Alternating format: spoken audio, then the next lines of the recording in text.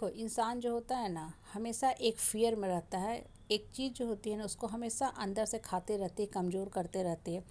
उसको हमेशा कहीं न कहीं मन में ये शंका रहती है कि अरे! हम कैसे रहेंगे समाज में?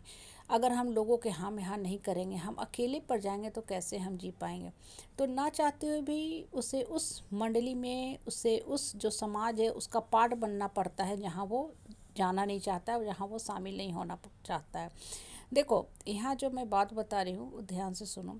कभी भी ना अकेले रहने से मत डरा करो। अकेले जो लोग रहते हैं ना, वही इतिहास रचते हैं और उन्हीं को समाज बाद में स्वीकारता भी है, कहता है कि हाँ, यही आदमी जो है सत्य न्याय धर्म के रास्ते पे चला, इसलिए अकेले रहा। अब किसी भी बड़े जो गुरु हैं, जो वास्तव में सत्य के रास्ते पे रहे हैं ना, गौर करना देखना वो अकेले ही अकेले चले हैं। बुद्ध जो थे, समाज परिवार को छोड़ के चले गए, ज्ञान प्राप्ति किए, और आज हम बुद्ध को क्या कहते हैं? पहले वो एक नॉर्मल इंसान थे, भगवान बुद्ध का दर्जा दे दिया। क्यों? क्योंकि उनकी जो मन की जो फाटक थी ना, ज्ञान की जो फाटक थी, अकेले रहिए, मेडिटेशन किए, ध्यान किए तो खुल गए। आप देखो, महाभारत के युद्ध में ना, जो पांडव थे वो बेसिकली अकेले ही युद्ध में आए। उधर जो थी, जो कौरव के साइड की जो सेना थी, उसमें रथी नहीं, महारथी नहीं, महाबली लोग थे जो ब्रह्मास्त्र लेके खड़े थे। लेकिन इनके साथ कौन था? कृष्ण था। एक्चुअली वो युद्ध जो थे, पांडवों ने नहीं लड़ा, बिना अस्त्र शस्त्र के ज्ञान बुद्धि विवेक विस्डम का इस्तेमाल करते हुए कृष्ण ने लड़ा। और जीत भी हुई तो कृष्ण की ही हुई, क्योंकि जो बुद्धि दे रहे थे वो कृष्ण दे रहे थे अर्जुन को। अर्जुन तो बस एक, हाँ, बस एक मोहरा मात्र थे। अर्जुन तो बस एक साधन मात्र थे। युद्ध तो बेसिकली पीछे से कृष्ण कर रहे थे, बुद्धि दे रहे थे कि तुम ऐसे ऐसे करो। बेसिकली रिमोट जो था, युद्ध का रिमोट, वो कृष्ण के हाथों में था।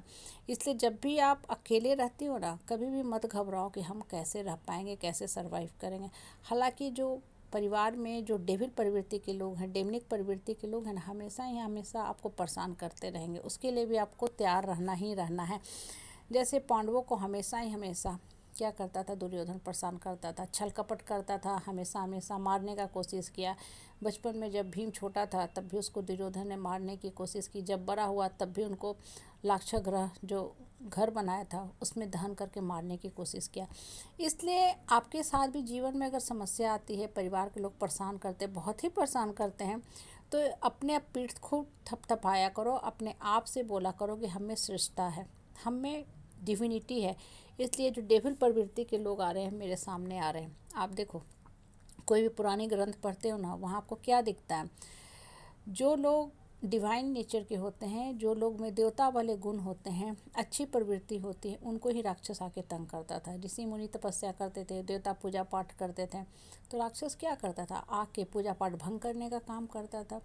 यही चीज़, यही लॉ हमारे ऊपर भी काम करता है। आप ध्यान मेडिटेशन में लगे हुए हो या मौन रह के चुपचाप जीवन चला रहे हो, आपको क्या होता है? जो परिवार के लोग हैं ना, आएंगे, गलत बातें बोलेंगे, रुला के जाएंगे, डरा के धमका के जाएंगे कि आप जो कर रहे हो बेकार का काम कर, इस काम में सफलता नहीं मिलने वाली है। वो बेसिकली क्या है? वो जो आ रहे हैं वो आपके इष्ट मित्र परिवार नहीं है, वो राक्षसी प्रवृत्ति के लोग हैं। इनडायरेक्ट वे में जब देखोगे ना, माइंड को ओपन करोगे, तब आपको पता चलेगा कि जो लोग मेरे सामने आते हैं, नकारात्मक बात करके जाते हैं ना, वो कोई और नहीं है, वो वही राक्षस है जो राक्षस पहले इतिहास में, पुराणों में, वेद पुराणों में जो हम पढ़ते हैं ना, आते थे, ऋषि मुनि की तपस्या भंग करके चले जाते थे, क्योंकि वो उसी काम के लिए ही आए हैं।